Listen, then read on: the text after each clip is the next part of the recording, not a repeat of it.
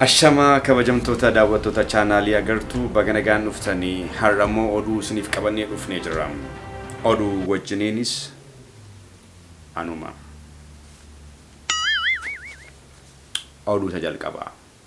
Muummichi ministeera Itoophiyaa dippiloomatii Ameerikaa Pompeo waliin mari'achuuf gara Sudaanitti imalanii ture. Muummichi ministeeraas Pompeo ija keessa laalaa qullic jecha olanis Pompeoon garuu si waliin haasa'uuf beellaman qabanne jechuun didanii jiru. Suura tokko illee wajjiniin kana jechuudhaan muummichi ministeera gaafatanis Pompeoon garuu erga jedhanii booda ani hojiifan dhufe malee suura ka'uuf hin dhufne jechuun gaaffii muummichi ministeera kaasee fi wudqii godhaniiru. Muummichi ministeeraa si kaameraa kana hunda fuunee dhufne akkamittiin suura tokko malee gara biyyaatti deebina jechuudhaan uummata gabaa oolee gara mana isaatti galu wajjiniin suura ka'aa erga oolanii booda gara qe'ee isaaniitti deebi'aniiru.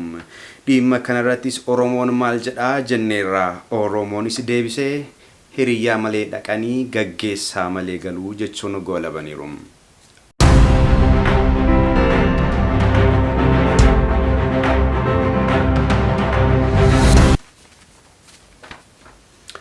Manni murtii oolmaa guyyaa isaa har'aa keessatti dhimmoota ilaaluu fi murtii kennuuf ture torban lamaaf dheeresseera.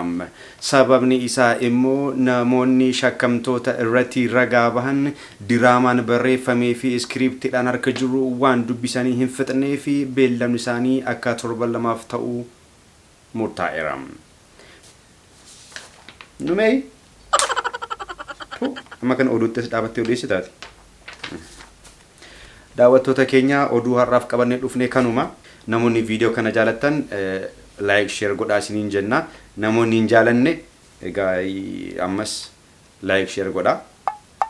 Yoon gootan ta'e immoo akkuma kanaan dura dubbanne ta'a jechuudha dubbichi. Waan hordoftaniif baay'ee isin galateeffadha. Guyyaa gaarii qabaadha.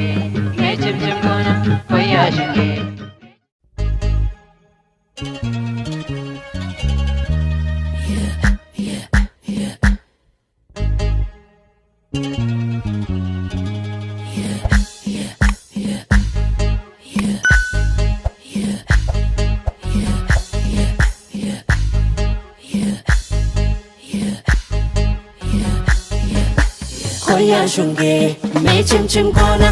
Koya shunge, me chim chim gona. Koya shunge, me chim chim gona.